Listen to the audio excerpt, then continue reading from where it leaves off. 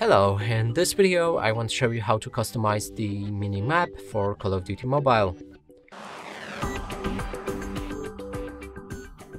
To do this, we'll need to click on the settings, head on to the basic and scroll down.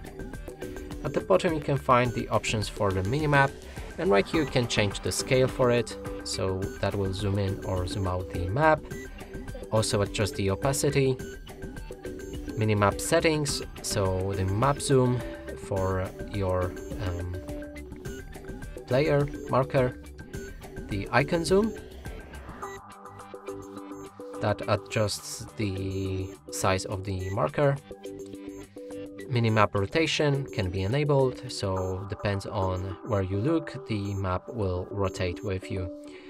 Callouts, player in the center, if you enable it, you'll be able to see yourself always in the center. If you disable it, your marker will just be somewhere on the map and won't center.